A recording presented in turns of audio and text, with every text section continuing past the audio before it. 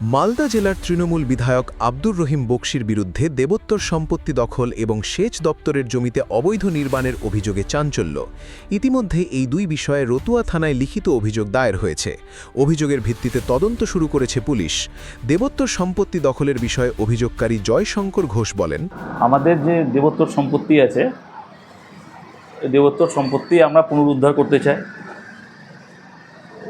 তার জন্য আমরা রতুয়া থানায় একটা অভিযোগ জমা করেছি। প্রশাসন অভিযোগপত্র পাওয়ার পর তৎপর হয়ে কাজ করছে। আশাবাদী আমাদের যা চিন্তাভাবনা নিয়ে আমরা অভিযোগ করেছি সেই কাজ আমরা পাব।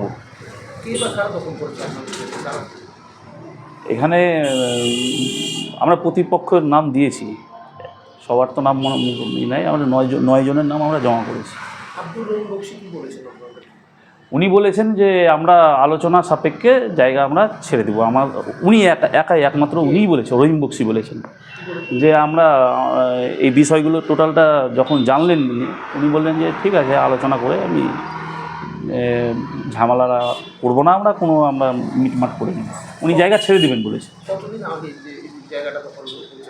15 সাল থেকে শুরু হয়েছে এবং 15 সাল থেকে তারা যেহেতু তৎকালীন তৃণমূল পার্টির ক্যাডার ছিল, তারাই এই জমিগুলো দখল করেছে। জানতাম, প্রচুর অভিযোগ করেছি। আমার কাছে মোটামুটি অভিযোগ, রতুয়া থানার অভিযোগ আমার কাছে 10টা হবে, কোনো কাজ হয়নি। অপরদিকে সেচ দপ্তরের জমিতে অবৈধ নির্মাণের বিষয়ে অভিযোগকারী মালদা জেলার আরএসপির সম্পাদক সর্বানন্দ পাণ্ডের বক্তব্য, আমরা অভিযোগ করছি যে রতুয়াতে সেচ দপ্তরের একটা ইন্সপেকশন বাংলো আছে। সেই ইন্সপেকশন বাংলো বেআইনিভাবে মালতীপুরের বিধায়ক রহিম বকশি, তৃণমূলের নেতা, তিনি জালিয়াতি করে দলিল বানিয়ে বিএলআর অফিস থেকে রেকর্ড করিয়ে তার এবং তার স্ত্রী আয়েশা বিবি, তার দুই ছেলে সামিউল করিম, রেজাউল করিম, তাদের নামে দলিল বানিয়ে এই সেচ দপ্তরের জমিটাকে দখল করে, বাংলোটাকে দখল করে সেখানে তার নার্সারি স্কুল খুলেছেন। এবং আমরা বিগত গভর্নমেন্ট থেকে আরম্ভ করে এই গভর্নমেন্ট, আমরা সমস্ত সরকারি ডিপার্টমেন্ট, সেচ দপ্তরের যত কর্তা আছেন তাদের সবার কাছে আমরা অভিযোগ দায়ের করেছিলাম এবং আমরা আজও অভিযোগ দায়ের করছি। আমরা বলছি যে অবিলম্বে এই সেচ দপ্তরের বাংলোটাকে উদ্ধার করতে হবে। বেআইনিভাবে যারা দখল করেছেন তাদের বিরুদ্ধে আইনানুগ ব্যবস্থা গ্রহণ করতে হবে এবং এই বাংলো দখলের যে সেচ দপ্তরের যে কাগজপত্র যা ছিল সেই সমস্ত কাগজপত্রকে হাফিজ করেছেন তৃণমূলের কর্মচারী ইউনিয়নের জেলা সভাপতি, সেচ দপ্তরের কর্মী চিরঞ্জীব মিশ্র। তিনি সমস্ত কাগজপত্র হাফিজ করেছেন। উত্তর 24 পরগনা ও তার আশপাশের এলাকার মানুষের সেবায় ক্যাথল্যাবের মতো অত্যাধুনিক সুবিধা নিয়ে পরিষেবায় ব্রতী সারদা মাল্টি স্পেশালিটি হাসপাতাল। একই ছাদের তলায় মানুষ সাধারণ চিকিৎসা থেকে শুরু করে 24 ঘন্টা ক্যাথল্যাব, এমআরআই, সিটি স্ক্যান, এনআইসিইউর মতো সুবিধা এবার থেকে পেয়ে যাবেন সারদা মাল্টি স্পেশালিটি হাসপাতালে। প্রয়োজনে যোগাযোগ করুন 033-2592-0730, 2593-0730, 2593-3562 ও 9331275635 নম্বরে। আমাদের ঠিকানা royal park, Kalyani express way, Barrackpore, Kolkata 7,01,21। Sarada multi speciality হাসপাতাল, পরিষেবাই হোক আমাদের মূল লক্ষ্য। এদিকে এই বিষয়ে জেলা পুলিশ সুপার অনুপম সিং জানান, আমাদের জন্য প্রোফাইল অত ইম্পর্টেন্ট নেই, আমাদের জন্য আইনকে বজায় রাখার সবচেয়ে ইম্পর্টেন্ট আছে। যে কোনো প্রোফাইল হয়, যদি অসামাজিক গতিবিধি করবে বা ইলিগাল অ্যাক্টিভিটির মধ্যে যুক্ত হবে, যদি কমপ্লেন আসবে আমরা ওটা কমপ্লেন রিসিভ করব, তদন্ত করব, তারপরে যে আইনগত ব্যবস্থা নেওয়া হবে আমরা নিই। স্যার কি কমপ্লেন এসছে স্যার রতুয়া পিএসে? ওনার বিরুদ্ধে যে কমপ্লেন এসেছে কি সরকারি জমিনটা দুরুপয়োগ করে বা নিজের কাগজ জালিয়াতি করে নিজের নামে করে দিয়েছেন, কিছু জায়গায় স্কুল বানাচ্ছেন বা কিছু কবজা করে রেখেছেন, এইরকম এলিগেশন এসেছে।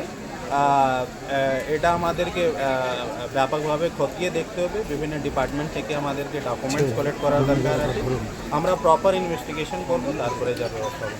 অন্যদিকে রাজ্যের আদিবাসী উন্নয়ন ও সেচ দপ্তরের প্রতিমন্ত্রী জুয়েল মুর্মু বলেন, আপনারা জানেন যে আমাদের সরকার যে জিরো টলারেন্সের যে কথাটা বলা হয়, আর সেটাকে নিয়ে কিন্তু আমরা বারবার কিন্তু কাজ করার জন্যে আমাদের যে মানুষের কাছে বার্তা পাঠানো হচ্ছে। এই রকম প্রভাবশালী যিনি তৃণমূলের নেতা ছিলেন, আপনারা দেখেছেন যে মানুষের কাছে যেভাবে অহংকার দিতেন, মানে কার কার জিভ টেনে ছিঁড়ে ফেলে দেবেন, অনেক রকম ভাষণ তারা শুনেছেন। এলাকার মানুষজন, সারা রাজ্যের মানুষজন, মালদার মানুষজন তারা দেখেছেন। কিন্তু এক সময় যিনি আরএসপি করতেন, আরএসপি বিধায়ক যখন ছিল, আর সেখানে তারা জানে যে সেখানে আরএসপির সময় কীভাবে চুরি করেছে, আর আরএসপির নেতা তার উপরে তিনি কিন্তু ক্লেম করছেন যে প্রভাবশালী নেতা হলেন তৃণমূলের দাপটি নেতা জেলা সভাপতি। আর জেলা সভাপতি হওয়ার পর যেভাবে তিনি সরকারের সম্পত্তি ইরিগেশনের দপ্তরের তিনি নাকি দখল করে রেখেছেন, এই জায়গাটা আমার কাছে কমপ্লেন এসেছে। তিনি টার্স বানিয়ে তিনি নিজের নামে দলিল করে কিন্তু জায়গাটা নিয়ে স্কুল করেছেন। আমি ডিএমের সাথে মিটিং করেছি, প্রশাসনিকভাবে আমি মিটিং করেছি। এখন আমাদের যে ইরিগেশন দপ্তরের যিনি সেক্রেটারি রয়েছেন, সেক্রেটারিকে জানিয়েছি, চিফ সেক্রেটারিকে জানিয়েছি, ইঞ্জিনিয়ারকে, সবাইকে আমি জানিয়েছি যে আমাদের ফাইলগুলো কোথায় গেল, যে ইরিগেশন দপ্তরের যে এই ফাইলটা কোথায় গেল, সেই দলিলটা খুঁজে বের করে নিয়ে আমরা সরকারের পথে কাজ করব। সেখানে আমাদের রেকর্ড করা নেওয়ার পর যে আমাদের সরকারের হাতে আমরা যে আমাদের সম্পত্তি আমাদের হাতে নিয়ে আসতে হবে। যত বড় মোস্তানি হোক না কেন, সরকারি সম্পত্তি যদি কেউ একর করে থাকে, দখল করে থাকে, সেটা সরকারিভাবে সরকারি কাজ করবে। যদিও তৃণমূল বিধায়ক আব্দুর রহিম বকশী তার বিরুদ্ধে ওঠা সমস্ত অভিযোগ সম্পূর্ণ ভিত্তিহীন বলে দাবি করেছেন। স্বর্ণানন্দ পাণ্ডে মহাশয় যে অভিযোগটা করেছেন সেটা সম্পূর্ণ ভিত্তিহীন। উনি না জেনে আমার বিরুদ্ধে, আমার পরিবারের বিরুদ্ধে একটা কমপ্লেন করেছেন। সরকারি জমি আমি এনজিও করেছি, ঘোর করেছি, ইত্যাদি ইত্যাদি। ওনার জানা উচিত যে এই সম্পত্তি আমার কাছে নেই। সে সম্পত্তি আমি লিজে গভর্নমেন্ট থেকে নিয়েছিলাম 2010-11 সালের দিকে, তার টাকাও দিয়েছিলাম। পরে এখন জমির যে মালিক, সে মালিক বলে যে সম্পত্তি আমার আছে, আমার কাছে রেকর্ড আছে। সেই মোতাবেক আমি সেই জমিটা 2011 সালেই গভর্নমেন্টকে আমি একটা চিঠি করি যে আপনি আমাকে লিজ দিয়েছেন, জমিটা আপনার কিনা আপনি আমাকে বলেন। গভর্নমেন্ট আমাকে কোনো উত্তর দেয়নি। সে কারণে তারপরে জমির মালিককে জমিটা আমি ছেড়ে দিয়েছি। আমি 2011 সালে পরে সেই জমিতে আমি কোনোদিনই যাইনি। বর্তমান যে জমির মালিক নিজেকে দাবি করছে, সে জমিতে ঘোর করেছে, তালা মেরে রেখেছে, ব্যবহার করছে, আমি সেখানে নাইনি। অথচ আমার বিরুদ্ধে মামলা হচ্ছে, আমি বুঝতেই পারছি না। আমি যদি সেখানে থাকতাম বা দখল করে থাকতাম তাহলে একটা বলা যেত। আমি ওই জমিতেই নাই, তার পেপারস আছে আমার কাছে যে আমি গভর্নমেন্টকে জানিয়েছিলাম, আমি লিজের টাকা দিয়েছিলাম, তারপর গভর্নমেন্টকে জানিয়েছিলাম, গভর্নমেন্ট উত্তর দেয়নি, জমির মালিক জবরদস্তি করতে লাগলো, আমি ছেড়ে ওখান থেকে সরে গেছি। স্বর্ণানন্দ পাণ্ডের এই অভিযোগটা সম্পূর্ণরূপে ভিত্তিহীন। এখন আমাকে স্বর্ণানন্দ পাণ্ডে যেহেতু আমার সাথে কাল আরএসপি করতো, আমি আরএসপিটা ছেড়ে দিয়েছিলাম ওর সাথে, পরিকল্পিতভাবে সেটা হয়তো আমাকে আক্রমণ করে একটা চেষ্টা করছে সুযোগ বুঝে নিয়ে। আর দ্বিতীয় যে মামলাটা কথা বলা হচ্ছে যে দেবত্ব সম্পত্তির, আমি সে সম্পত্তি জবরদস্তি দখল করে নিয়েছি, এটাও সম্পূর্ণ ভিত্তিহীন। এ সম্পত্তির রেকর্ড মূলে এখানে যাদের যাদের নামে এফআইআর আছে তার জন্য নামে, তার সকলের কাছে বিক্রি করা হয়েছে।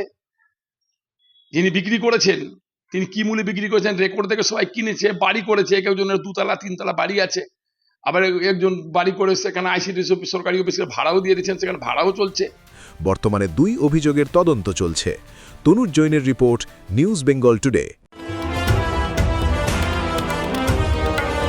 মেঘবেলা লাইভে আপনার পছন্দের টিভি চ্যানেলস সম্পূর্ণ বিনামূল্যে, শুধুমাত্র মেঘবেলা ব্রডব্যান্ডের কানেকশনের সঙ্গে। মেঘবেলা ব্রডব্যান্ড, বাংলার ঘরে ঘরে।